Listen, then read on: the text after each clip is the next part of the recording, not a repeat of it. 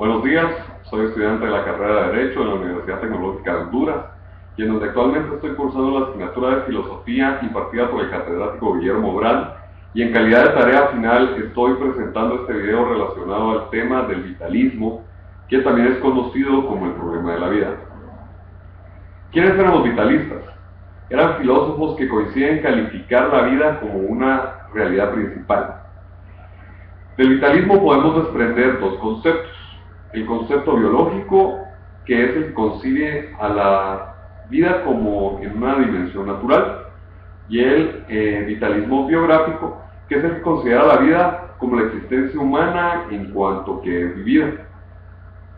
Existen 4 filósofos vitalistas que se destacaron y de los cuales estaremos hablando un poco. El primero es Wilhelm Dilthey, el segundo es Friedrich Nietzsche, el tercero Henry Bergson y el cuarto José Ortega Gasset. Wilhelm Dilthey ha indicado que la vida es el existir humano que se vive y que es a través de un vivir histórico. De esto se entiende mejor si se toma en cuenta dos circunstancias. La primera es la razón ilustrada, que tenía el carácter de atemporal, general y abstracto. Al fundarse en las ciencias naturales, solo se conocía como repetitivo y constante. Por otra parte, se encontró con una triple escisión. La primera era entre la naturaleza y la cultura. Porque el hombre no es un ser al que se enfrenta con la naturaleza, sino que él es un ser cultural que nos da por naturaleza, y esta a su vez se nos da a través de la cultura. Como segunda parte está entre el génesis y la estructura, porque el mejor conocimiento de un fenómeno no se obtiene acercándose al proceso del desarrollo para conseguir explicaciones objetivas, sino mediante la comprensión psicológica y subjetiva de sus aspectos. La tercera, podemos decir que es entre la ciencia de la naturaleza y las ciencias del espíritu. La tarea del filósofo es fundamentar las ciencias del espíritu.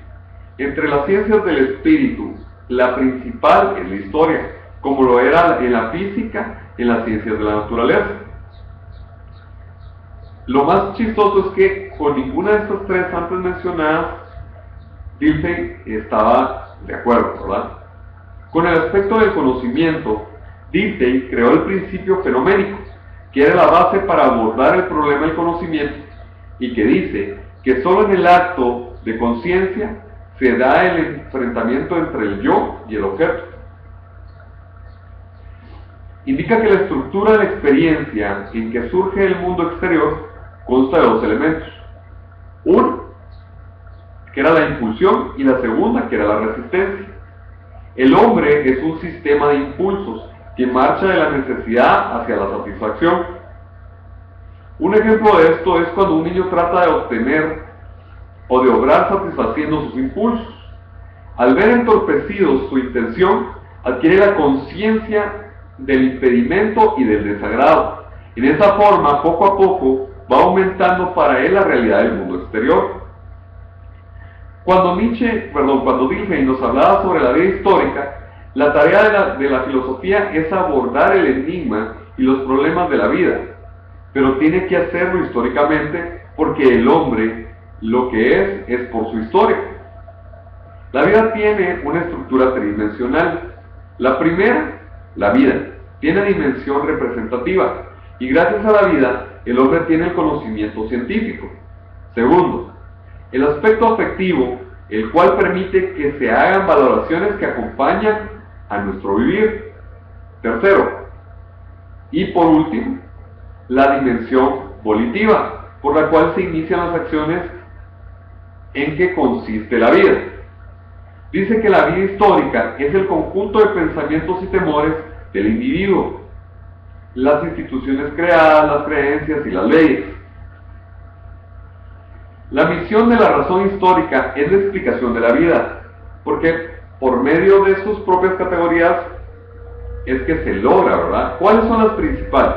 La categoría del símbolo pues se vale de símbolos para dar expresión a los aspectos culturales del vivir humano.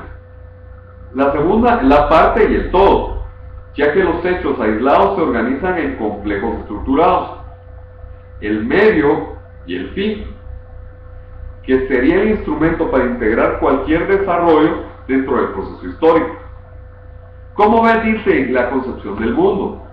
La definía como cualquier elaboración de una idea general y compleja acerca de la realidad de la vida. Las concepciones del mundo no son producto del pensamiento, aunque es la verdad que la voluntad de conocer y la captación de la realidad son algunos factores. Ahora vamos a hablar sobre Friedrich Nietzsche. Friedrich Nietzsche critica a la cultura occidental. En la vida filosófica de Nietzsche se distinguen tres etapas. Primero, la etapa romántica, donde su crítica se dirige contra los conceptos de historia y posiciones filosóficas. La segunda va hacia una crítica hacia la positiva, ataca la interpretación positivista de la realidad. La tercera es la crítica zaratústica, que propone su especial visión de la vida y su teoría de la voluntad de poder y del superhombre. La actividad crítica de Nietzsche al final se puede resumir en tres rubros, que es la crítica a la moral, la crítica a la metafísica y la crítica a las ciencias positivistas. La interpretación de la realidad. Para Nietzsche, la realidad del mundo es múltiple. Múltiple porque es el ser del hombre. Propuso tres nuevas ideas para mejorar la interpretación de la realidad. La primera era acerca de la verdad, donde la verdad o la falsedad en un juicio ha sido hasta ahora el criterio para que ese juicio se le acepte o se le rechace.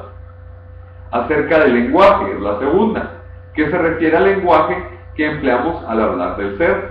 Y la tercera es acerca de los valores, donde hace referencia a los valores donde lo más valioso de la realidad es la vida.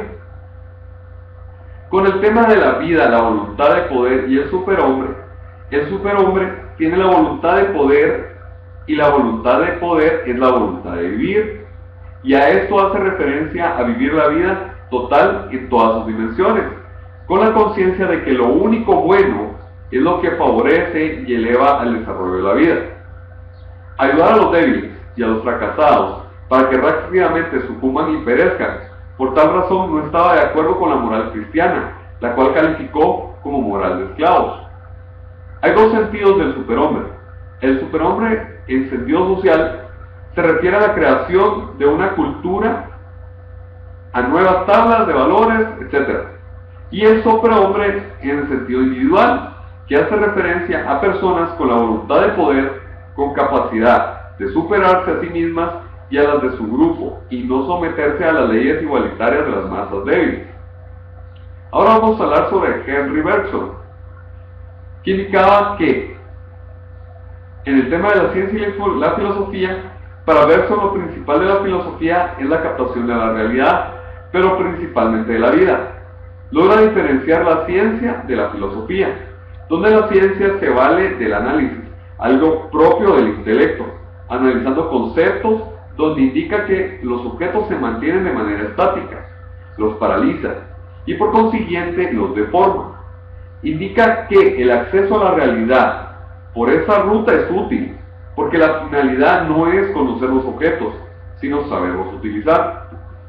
En la filosofía, el interés es llegar a conocer la realidad, que se llega a través de la intuición, en donde se logra captar la realidad en una esencia íntima.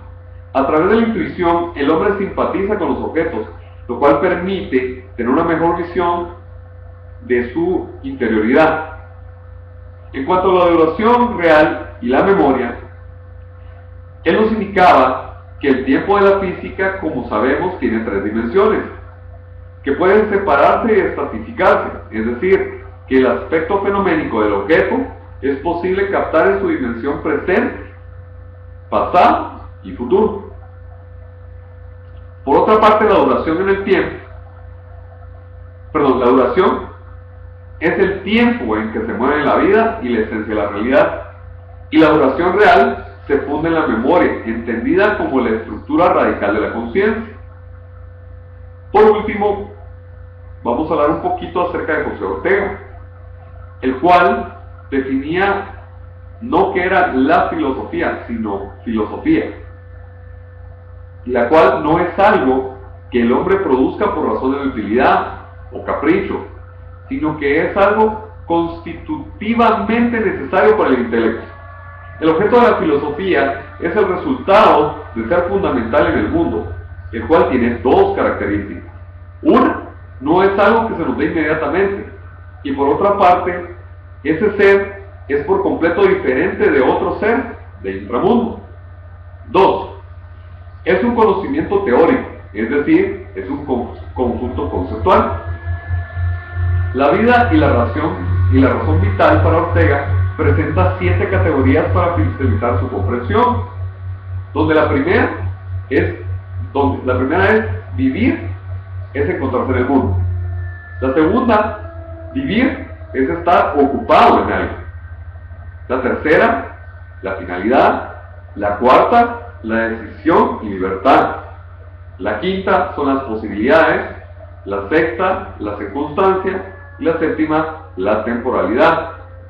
Cuando Ortega se refiere a lo que vivir es encontrarse en el mundo, es estar presente en un plano de vida. En ese punto ya se puede estar considerando como la acción de vivir.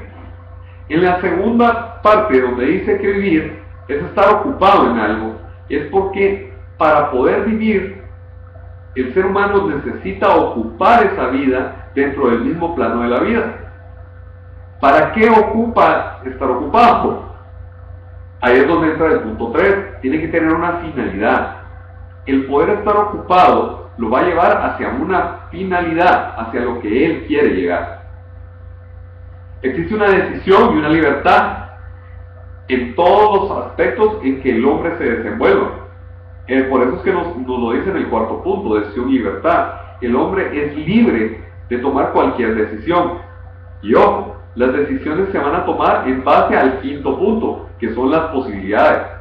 El ser, desde el momento en que se levanta hasta la hora que se va a dormir, está repleto en infinidad de posibilidades. Existen las circunstancias sobre las cuales el ser se desenvuelve, es el entorno donde el ser se desenvuelve, y el séptimo es la temporalidad, que es en el punto en donde el ser se encuentra. Se encuentra en un presente, pero habla sobre una futurización de los trabajos que él hace hoy por hoy. Básicamente, estos 4 autores son los que íbamos a platicar acerca de lo que es el tema del vitalismo. Espero que este pequeño resumen sea de su agrado y que lo hayamos tenido todo completamente claro. De antemano, muchas gracias por su atención. Buen día.